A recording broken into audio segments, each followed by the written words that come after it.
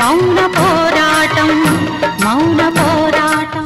చేయండి చేయండి, చాలా రుచిగా అద్భుతంగా చేయండి. పెద్ద అన్నీ వచ్చన్నట్టు ఒప్పేసుకున్నారు. నాకు రావమ్మా, కానీ దుర్గకొచ్చు కదా.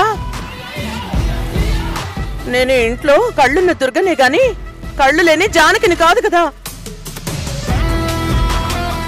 ఈ ఇంట్లో దుర్గ దాదాపుగా అన్ని పనులు తనే చేస్తాను అని చెప్పింది. తన పిల్లలకి వండి పెట్టడం అంటే బాగా ఇష్టం అని చెప్పింది. ఇన్ని చెప్పినప్పుడు దుర్గలా ఉన్న నేను వంట చేయను అని ఎలా చెప్పగలను?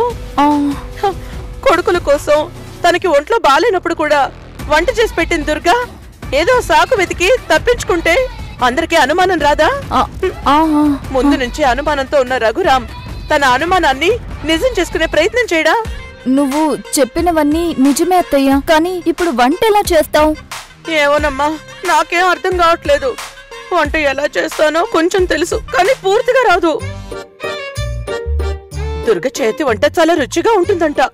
ఇప్పుడేం చేయాలో నాకేం అర్థం కావట్లేదు.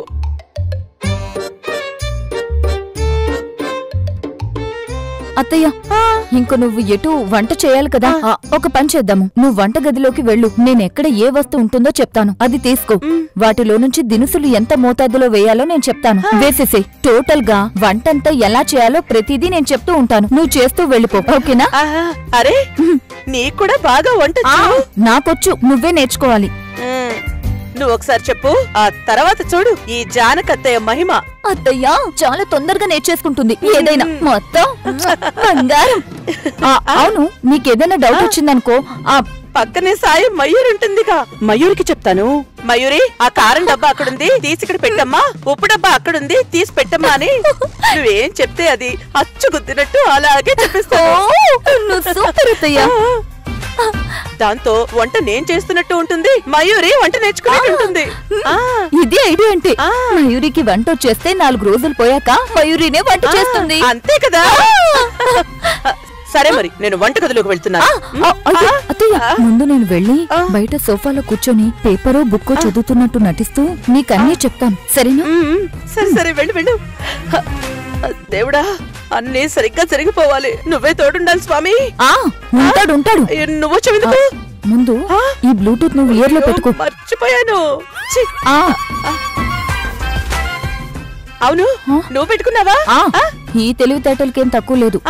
ముందొచ్చి వంట చేయండి. నేను మీ అత్తయ్యని అది గుర్తుపెట్టుకో. సరే సరే, రండి. అమ్మమ్మో, నిజంగా ఇది నాకు అగ్ని పరీక్షే. వంట వంట. ఈ ఇంట్లో ఏదో జరుగుతుంది. రుద్ర గొంతు వింటేనే సౌందర్యకి వణుకు.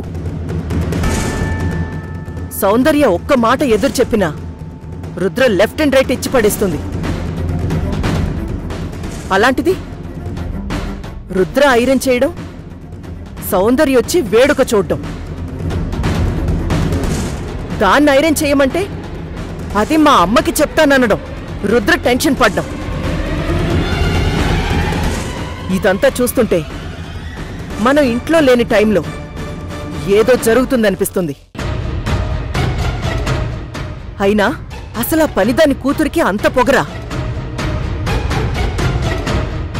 నా రక్తం ఉడికిపోతుంది. నేనే దాన్ని చంపేద్దామన్నంత కోపంగా ఉంది. నా కూతురు ఐరన్ చేయడం ఏంటి మహేంద్ర? నాకస్సలు డైజెస్ట్ అవ్వట్లేదు, భరించలేకపోతున్నాను. రుద్ర భయపడుతుందేమో విశాలాక్షి. రుద్ర భయపడ్డమా? రుద్ర ఎందుకు భయపడుతుంది విశాలాక్షి? ఏం మాట్లాడుతున్నావు నువ్వు? రుద్ర భయపడ్డమేంటి? నో, అది నా కూతురు శివంగి. దానికి భయం అంటే తెలియకుండా పెంచాను. ఎంతటి వాణ్ణైనా ఎదిరించి మాట్లాడగలిగే పొగరుతో పెరిగింది.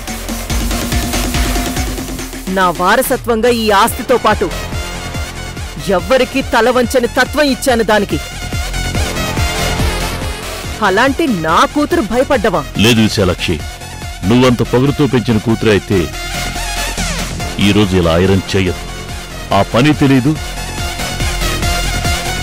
కనీసం ఐరన్ బాక్స్ మొహం కూడా చూడని మనిషి వెళ్ళా పనిచేస్తుందా? ఫస్ట్ టైం మన కూతురులో ఉన్న పొగరు ఆ సౌందర్యంలో కనిపిస్తోంది.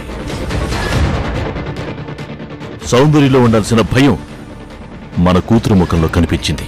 నో నో నో, అలా జరగకూడదు. రుద్ర తల వంచకూడదు. అది నేను భరించలేను. మహేంద్ర, నువ్వు ఒక పని చెయ్యి.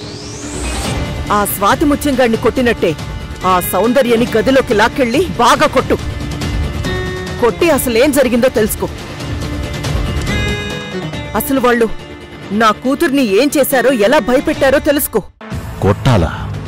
ఏ కొట్టలేవా? భయపడిపోతున్నావా? భయమా? నేనా? నాది భయం కాదు, ఆలోచన. ఏం ఆలోచిస్తున్నావు? ఇది ఆ ముసలోడు ఆ జానకి కలిసి ఏదో ప్లాన్ చేశారు. ఆ ప్లాన్లో మన రుద్రని ఇరికించారు అనిపిస్తోంది. ప్లానా? ఏంటది? అదే ఏంటో తెలుసుకోవాలి.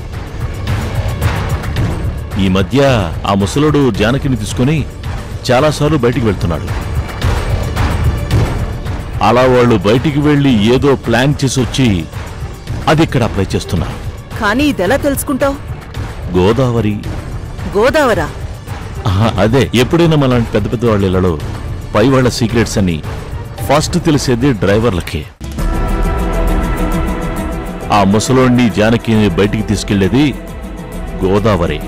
అయితే దాన్ని పట్టుకొని కొరడాతో కొట్టు, అదే నిజం చెప్తుంది. అబ్బా, ప్రతిదానికి కొరడా తీయటం అంటే నువ్వు ఆ కొరడా విషయం మర్చిపో. కొన్ని పనులు కూల్గా కానిచ్చేయాలి. గోదావరి దగ్గర నుంచి విషయం ఎలా రాబట్టాలో నాకు బాగా తెలుసు. నువ్వేం చేస్తావో నాకు తెలీదు. నా కూతురు మాత్రం ఎవ్వరికీ భయపడకూడదు, ఎలాంటి పని చేయకూడదు. ఈ ఇంట్లో అందరూ దాని కాళ్ల కిందే బతకాలి. ఇది జరగాలి. నేను చేస్తాను విశాలాక్షి. ఇదంతా జరిగేలా నేను చూస్తాను. నువ్వే కొంచెం కూలవు. ఇంట్లో జరిగే మ్యాటర్స్ అన్నీ ఒక్కొక్కటిగా తేడాగా ఉంటున్నాయి. అందుకే గోదావరి దగ్గర నుంచి జాగ్రత్తగా వాళ్ళెవ్వరికీ డౌట్ రాకుండా మ్యాటర్ రాబట్టాలి.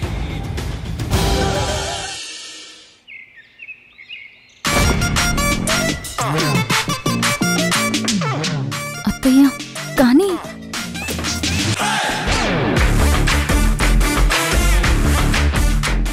మయూరి, ఉల్లిపాయలు పచ్చిమిరపకాయలు కోయడం అయితే ఫ్రిడ్జ్లో సొరకాయ బెండకాయలు సాంబార్ కోసం తీసుకురా.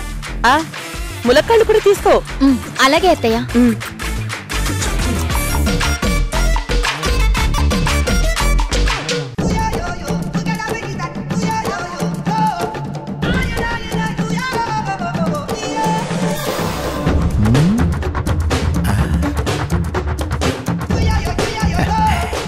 ఇప్పుడు దుర్గ కళ్ళకేమైందో తెలిసిపోతుంది. ఇన్ని రోజులు అందర్నీ మోసం చేసిందా లేక నన్ను వెధవం చేసిందా తెలిసిపోతుంది. కళ్ళు పోతే వంట చేయడం అనేది అస్సలు కుదిరే పని కాదు. ఇంక ఏ పనినైనా మేనేజ్ చేయొచ్చు, కానీ ఈ పనిలో మాత్రం మేనేజ్ చేయటం కష్టం. చూద్దాం, ఇంకో 10 నిమిషాల్లో అంతా బయటపడిపోతుంది.